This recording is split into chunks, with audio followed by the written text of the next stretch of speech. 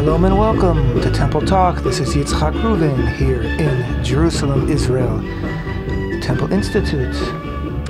I am here alone today because, as you well know, Rabbi Richman is in the United States. He has two speaking engagements this week. The first one is Wednesday, and the second one is on Sunday. They are in Texas, and the information, all you need to know about them, if you're interested and you can still get there, is on our website, templeinstitute.org, our Facebook page. And today is the 26th day of the month of Sivan, 5777. It's the 20th of June, 2017. This coming Shabbat is the first day of a 2-day Rosh Chodesh, leading us from the current month of Sivan into the upcoming month of Tammuz. And I would just like to read a few words right now from Parshat Bereshit, from the, the 6th verse of the book of Genesis, chapter 1. It's actually the second day of creation, and it goes like this. God said, "Let there be a firmament in the midst of the waters, and let it separate between water and water." So God made the firmament and separated between the waters which were beneath the firmament and the waters which were above the firmament. And it was so. God called to the firmament heaven, and there was evening and there was morning, a second day. Why am I reading this? Are we studying Parshat Bereshit this coming Shabbat? No. But what's interesting, what's unusual about this second day of creation? It's missing something. You figured it out? What's it missing? It's missing that famous, classic, actually, quote from God, which was, "It is good." And God saw that it was good. It doesn't say, "And God saw that it was good." It's the only day of the 6 days of creation that it does not say, "And God saw that it was good." And why is that? Well, because our teachers teach us, our sages teach us, because on this day God created division. God had to separate. He separated between the water and the water to make a firmament in the midst of the waters.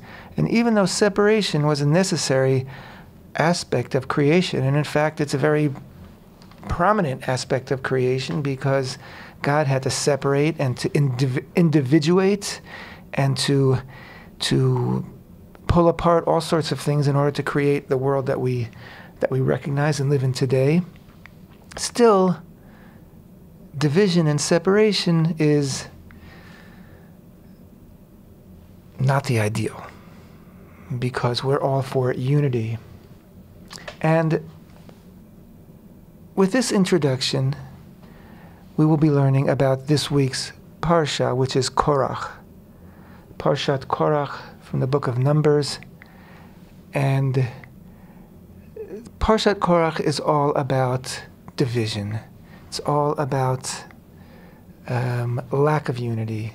And it's a very, very sad and tragic Torah reading. And frankly, I find it almost a bit depressing, because it's just too bad. It's an example, a sample, a taste of where human nature can go when it loses its bearings and loses its place in God's world. And that's exactly what happened here. Interestingly, to get back to our 6 days of creation, the third day, God said, "Let there be waters beneath the heaven," or said, "Let the waters beneath the heaven be gathered into one area, and let the dry land appear." And here we have the exact opposite. Here we have gathering. The water is gathering together. And that's good. In fact, on this third day, God said twice that it was good. So making up for that second day, where the first part of the process of creation was division, which was not good in and of itself, but that third day, when the process continued and formed into gathering and putting things back together, that was 2 times good. And in fact, the 3rd day of creation, Yom Shlishi, which is Tuesday, there's an expression, Pa'amayim ki tov, that 2 times good, and it's used very often here in Israel, that expression. In fact, there's a popular radio show which will play 2 hits from a single pop star in a row, because their theme for the day of Tuesday is Pa'amayim ki tov, getting back to Torah. So, if we're talking about that Pa'amayim ki tov and that gathering of the waters, it's not for naught that Torah itself is a metaphor, or water is a metaphor for Torah, is an equivalency there, because Torah itself is a unifying force in the world. And so there you go. Getting back to Korach, who was not a unifying force. Korach was a Levite. He was a cousin of Moshe and a cousin of Aaron. And his father was Kahat. And he was a lot of things. And one thing he was upset, jealous, or angry, or maybe just an opportunist and a manipulator. And maybe he saw an opportunity here, because he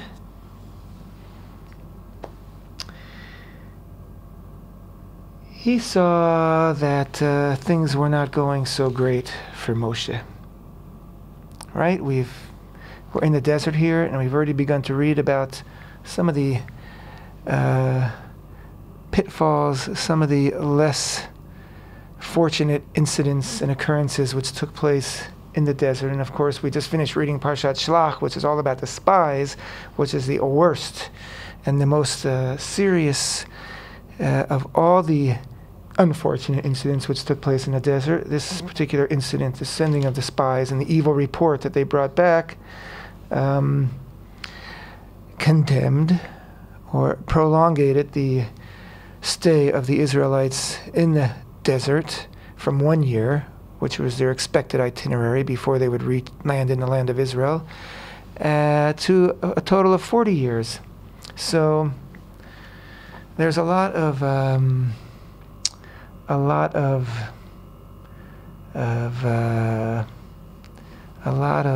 things going on, a lot of uncertainty, and a lot of people who nerves are kind of raw. And at this point, if we assume that it's all chronological in the Torah, which we don't have to, and it could be that the incident of Korach occurred at a different time, but this is how the Torah presents it to us, and I'm sure there's a reason for that. Korach, the son of Yitzchak, the son of Kohat, son of Levi, separated himself, is the translation here in the Art Scroll. Separated himself with Datan and Abiram, sons of Eliav, etc., etc. Actually, the Hebrew says it a little bit differently. Vayikach Korach ben Yitzhar ben Kahat ben Levi v'Datan v'Aviram b'nei Eliav v'on ben Pelet b'nei Reuven. It says, the Hebrew says, Korach took. Korach, the son of Yitzhar, the son of Kahat, the son of Levi, took. And Datan and Aviram, the sons of Eliav, and On, the son of Pelet, the sons of Reuven. Okay, so Korach is a taker. That's the first thing. He takes. He sees something, he likes it, he takes it. That's how he's introduced here. And he is taking with him these sons of Reuven. It happens that as we know, the 12 tribes were situated around the perimeter of the encampment, 3 tribes on either side, north, south, west, and east.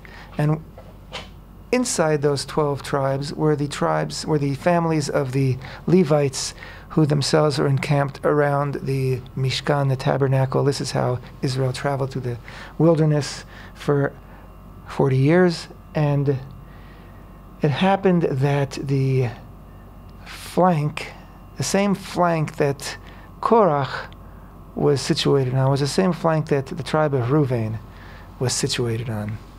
So our sages teach us that by virtue of their proximity, the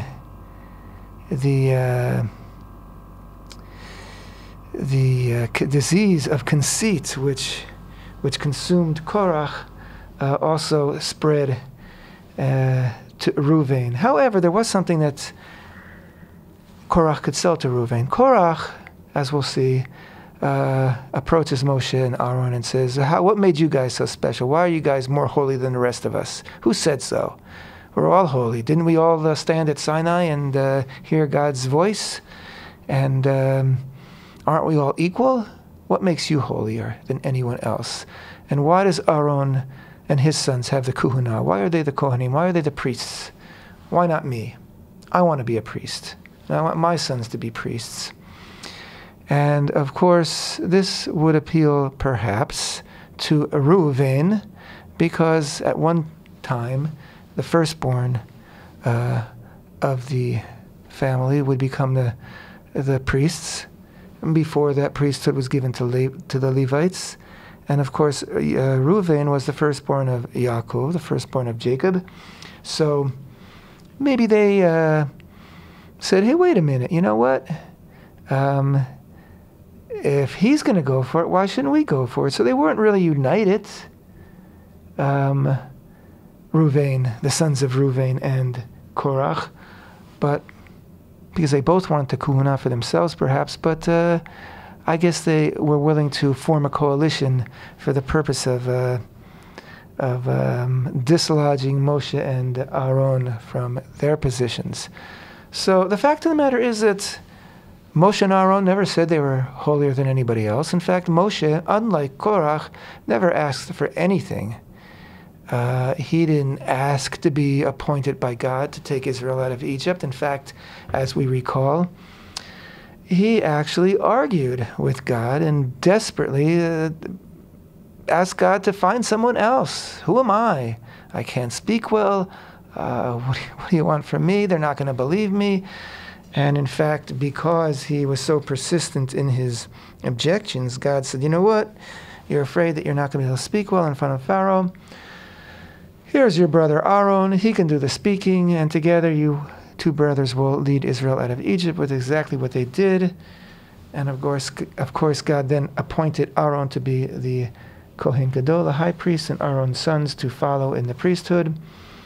And so Korach is opening up a fight here with Moshe and with Aaron and with God.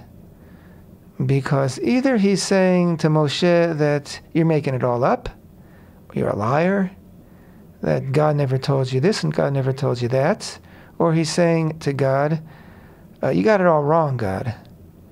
There's no reason why Moshe and Aaron should be leading Israel. In fact, I'm much more impressive. And you know what?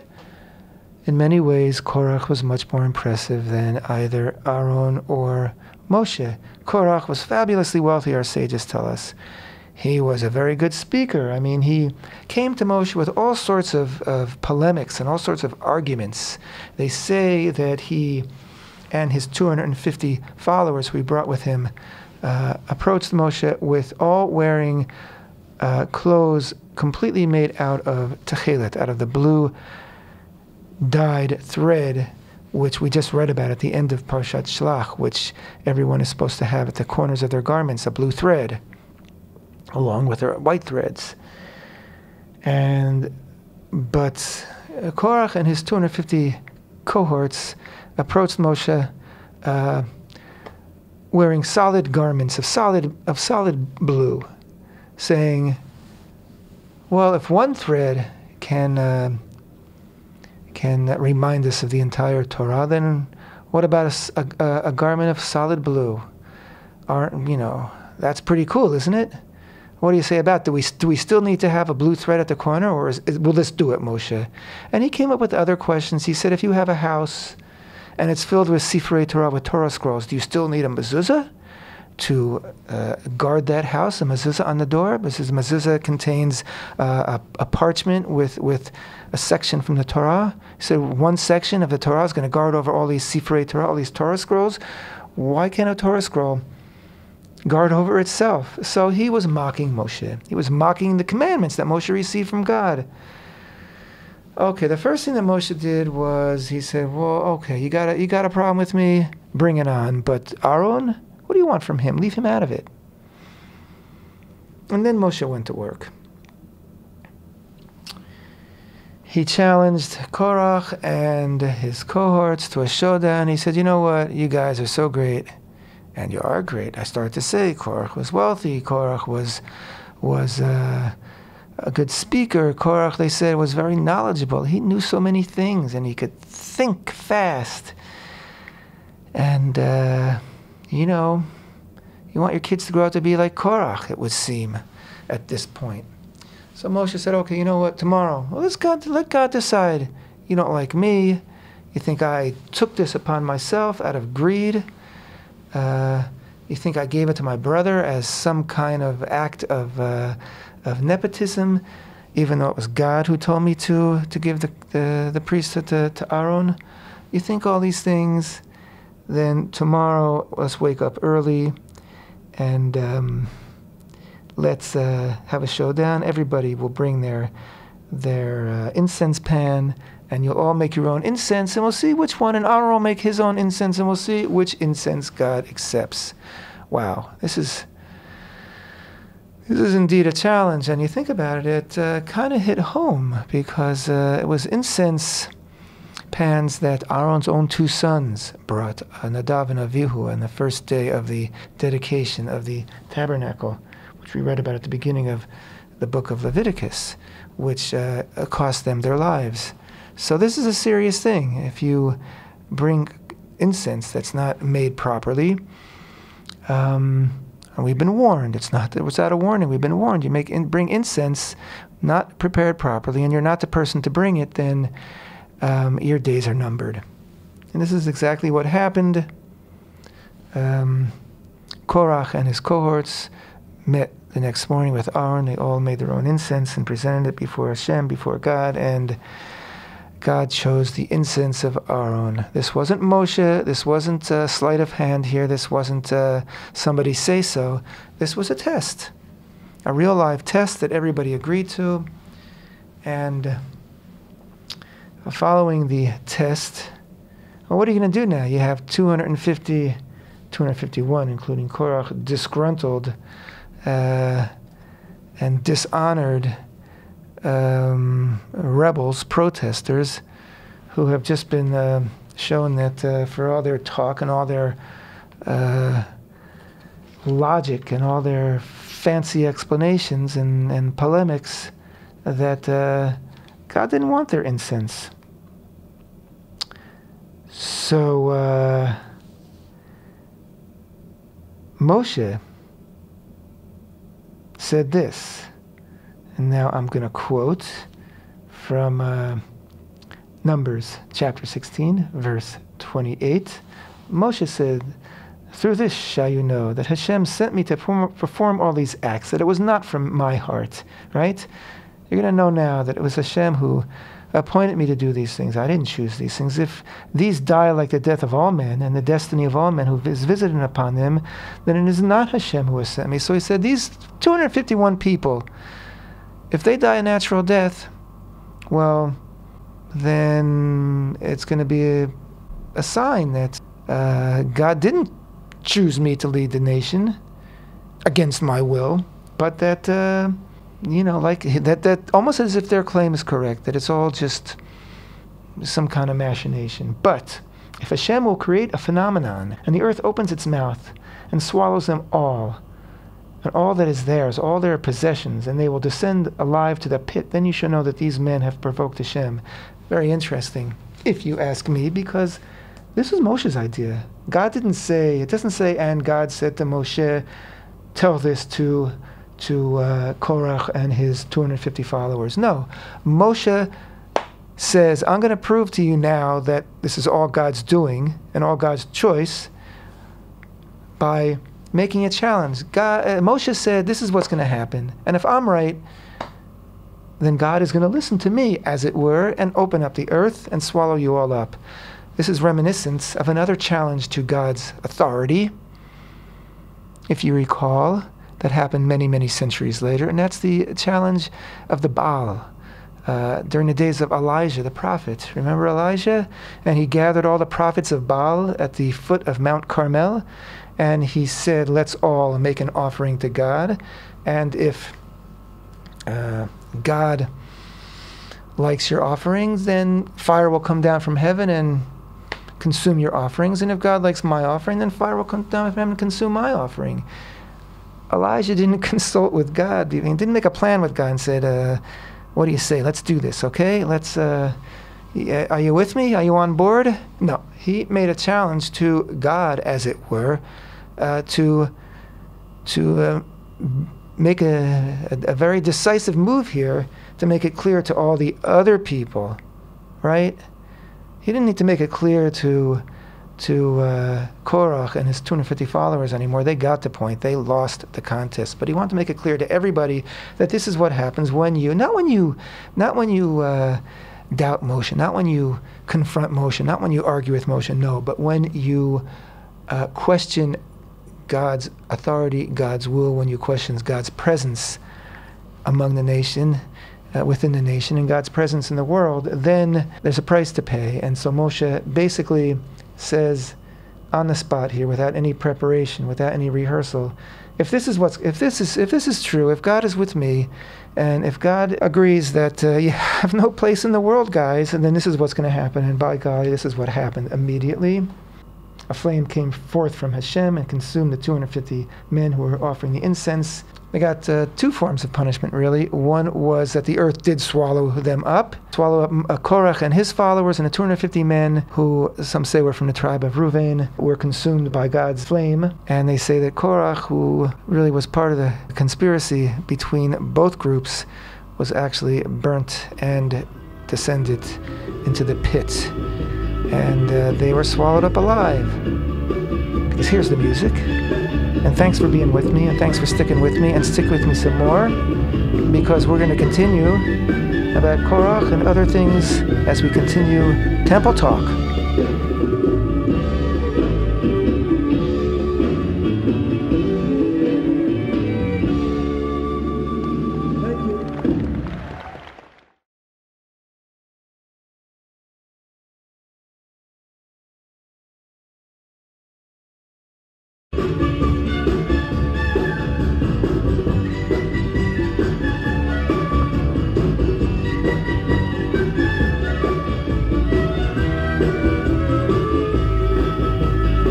Shalom and welcome back to Temple Talk. This is Yitzchak Reuven, alone here in the studio this week. Rabbi Richman is in the United States. Actually, I'll tell you exactly what he's doing this week.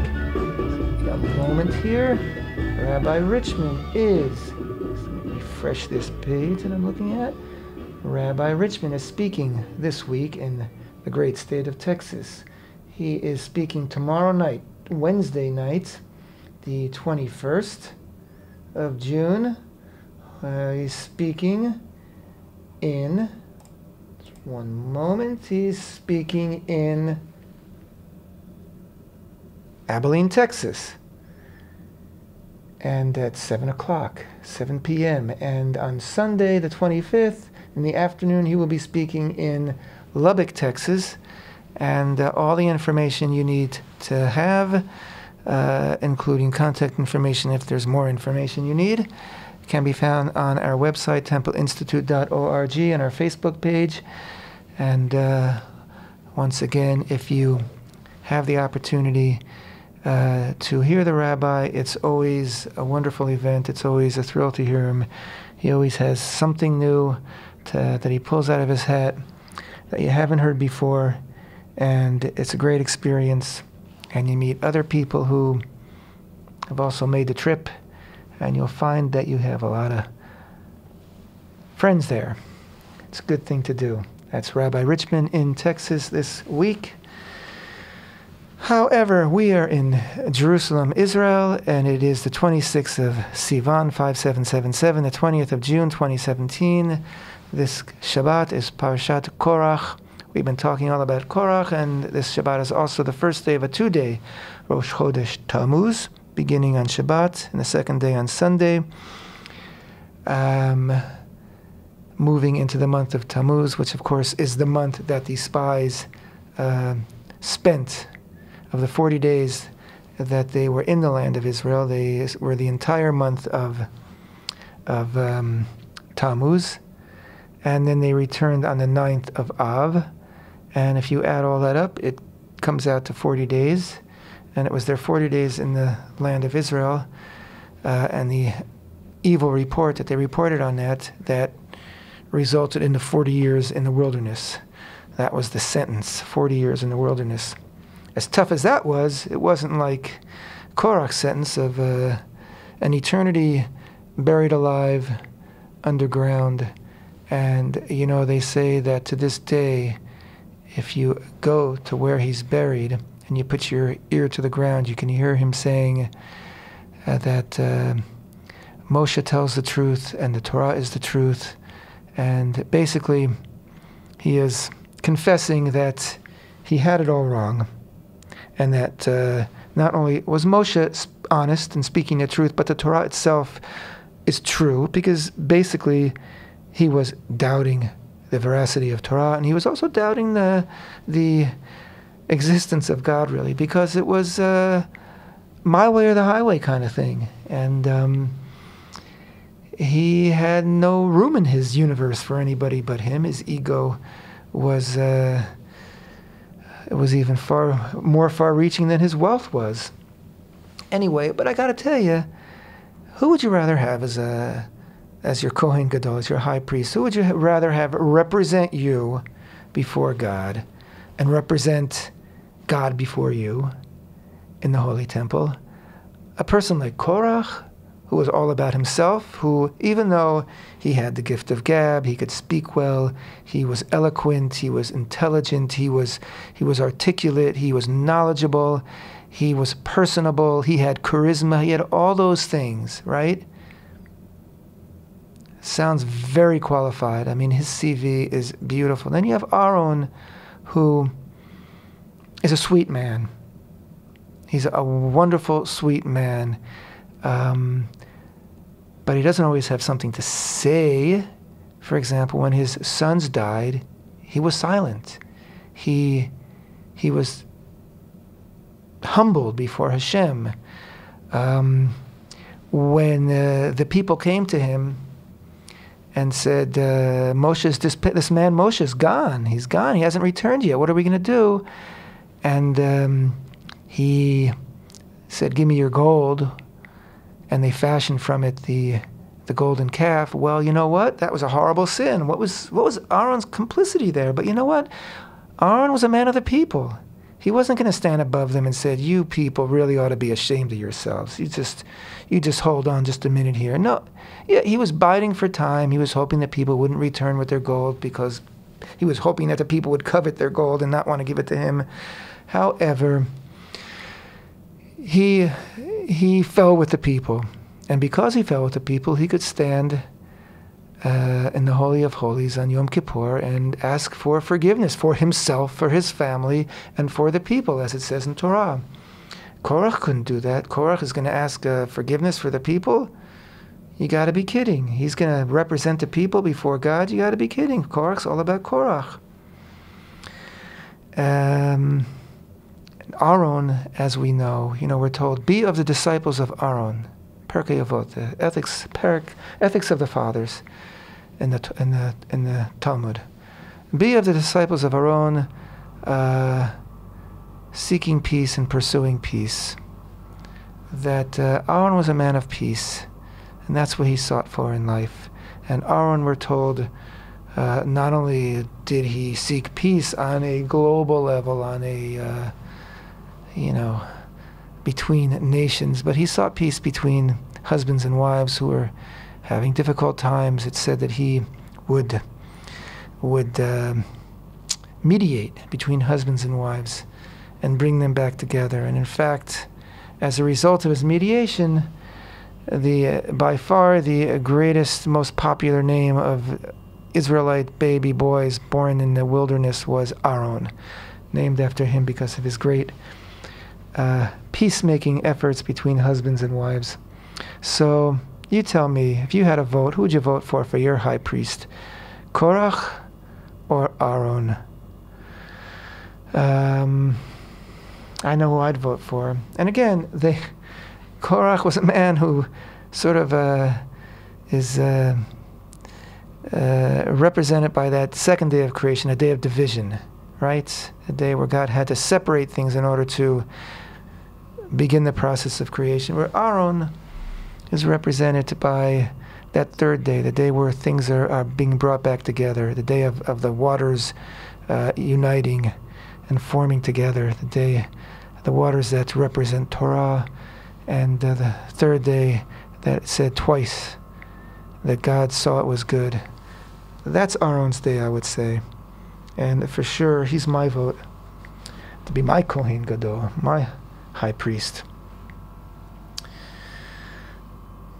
This today, in the online, on two websites that you're probably all familiar with, the Jerusalem Post and the Times of Israel, I saw two headlines. The Times of Israel had a headline: Israeli settlement building has risen, official data shows. West Bank construction increased by 70% in past year, while work in the rest of the country declined. Wow, I said, that's fantastic.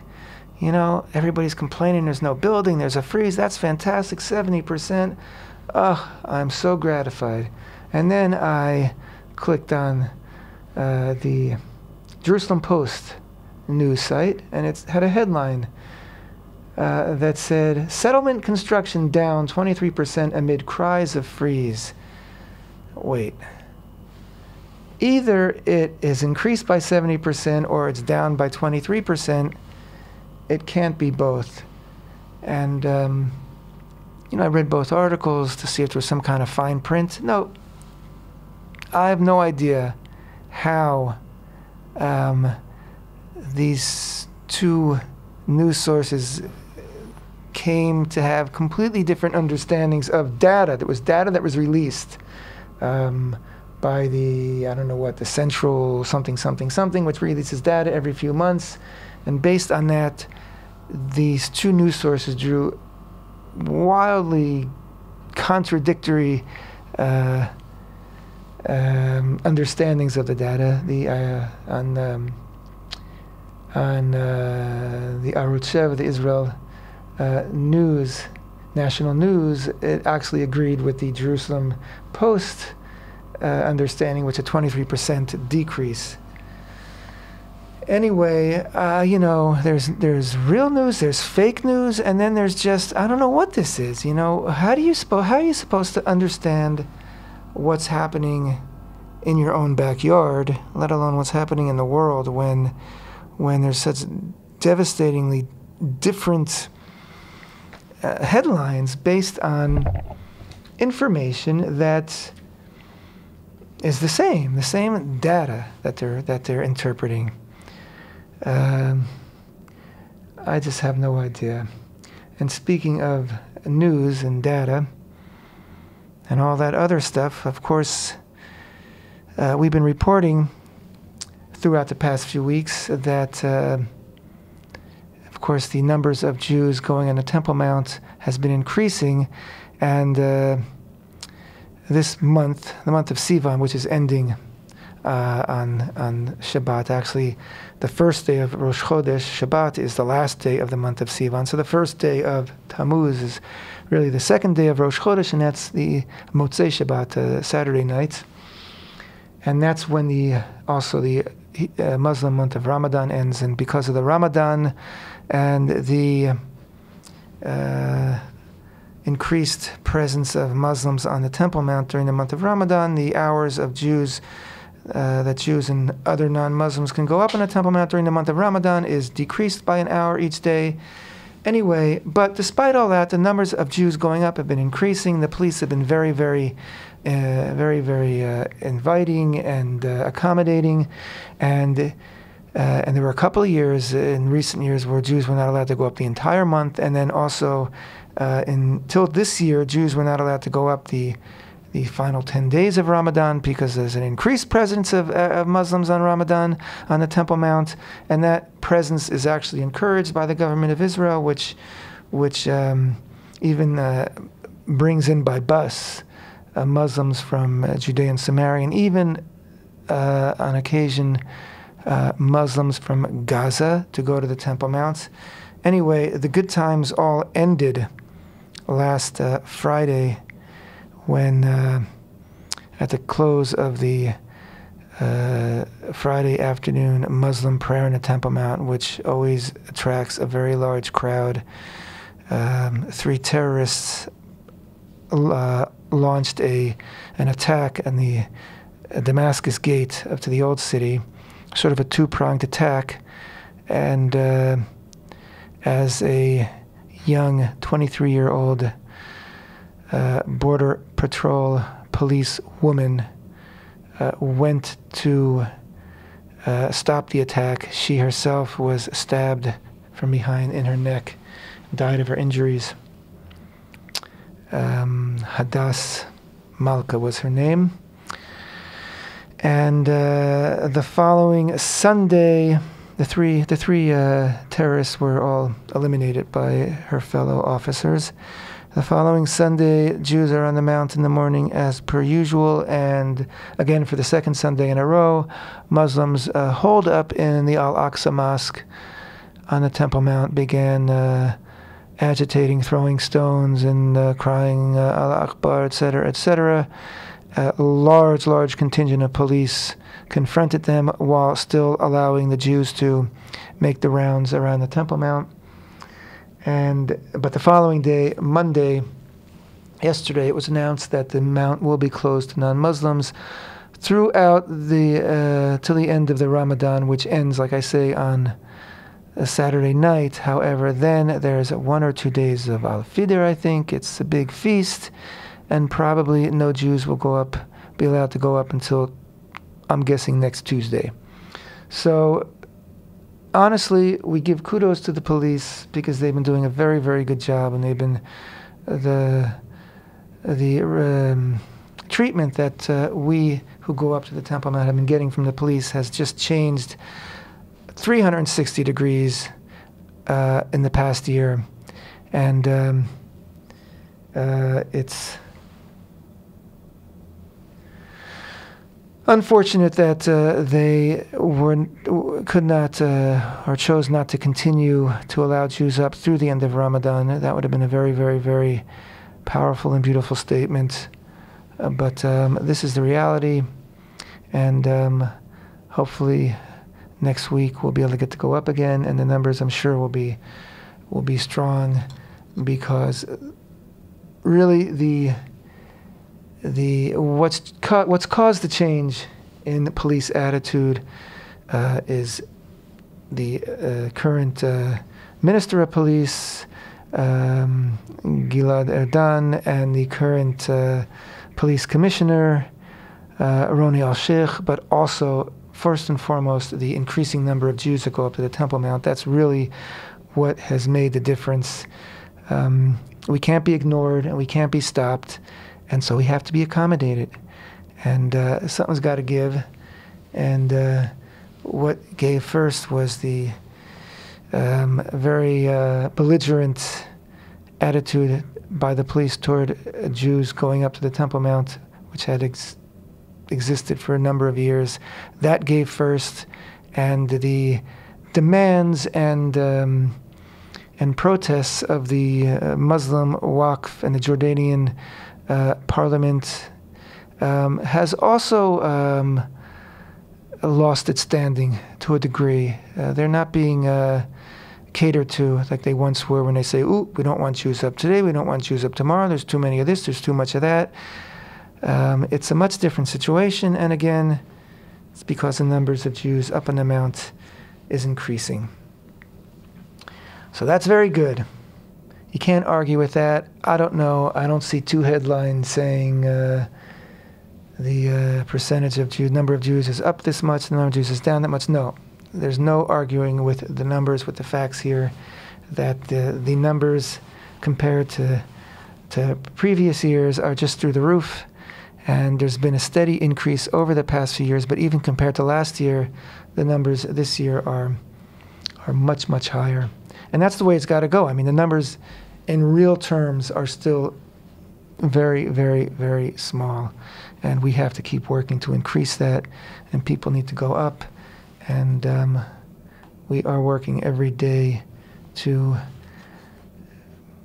introduce people to the Temple Mount, to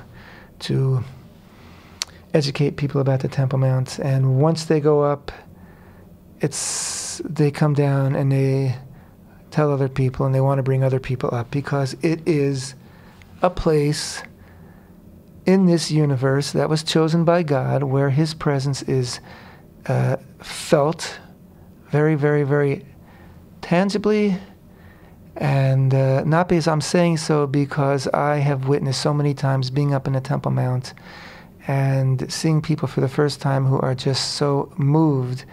And ostensibly, you know, there's a lot that needs to be done up there. The Muslim authorities who are given the day-to-day authority over it, as far as I'm concerned, certainly their day-to-day authority leaves a lot to be desired. And, you know, one could go up and say, ooh, this isn't what I thought it would be.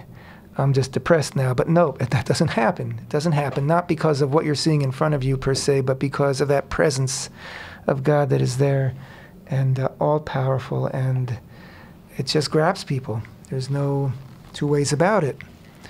That's the Temple Mount.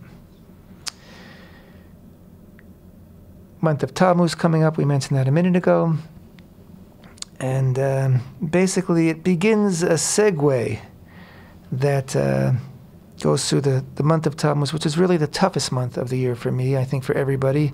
It's a month of dinim. It's a month of harsh judgment. It's a month that, especially from the 17th on, when we have the 3 weeks, Bein HaMetzarim, when we have the 3 weeks of heightened contemplation and awareness about the destruction of the Holy Temple and the fact that it's not built and active today. Those 3 weeks, which begin on the 17th, which is a fast day, 17th of Tammuz, and conclude on the 9th of Av, another fast day, and commemorating the 17th when the Romans breached the walls of Jerusalem, and the 9th, of course, when both the first and second temple were destroyed. Tammuz is a very, very, very tough month, and again, beginning from those on the 17th, and even from the first, we are told to take it easy, to be very cautious, to not put yourself in positions of risk, of danger, because it's a difficult time, and we should just be very, very careful. And then, of course, it becomes Av, which begins in the middle of these 3 weeks, these 3 tough weeks. But after the 9th, as tough as it is, we begin to feel a transformation for the better. And beginning certainly with the 15th of Av, Tu B'Av, there's a whole new spirit in the air, and that leads to Elul. And of course, once we're in Elul, we're already looking forward to the Rosh Hashanah and the high holidays and Sukkot and all that, which begin in Tishrei. So I'm saying all that now because this is sort of the segue that we're just beginning now, and someday that segue, instead of being sort of on a trajectory down and then back up, will be on a very, very, very steady up, positive trajectory when the Holy Temple is rebuilt, and we won't be fasting for 3 weeks anymore. We won't be fasting at all, because as the prophet Zechariah says, those fast days will all become festive days. And the 17th of Tammuz will be a festive day, and the 9th of Av will be a very, very festive day. In fact, the first of 7 festive days, which were celebrated in the Second Temple, when there was a temple, of course. And then the 9th was the kickoff of a 1-week celebration, 1-week festival, which concluded on the 15th of Av, Tu B'Av, which to this day is a very, very special day. So that's what we're preparing for right now. And what more can I say? Rabbi, if you're out there and you're listening, I wish you great success.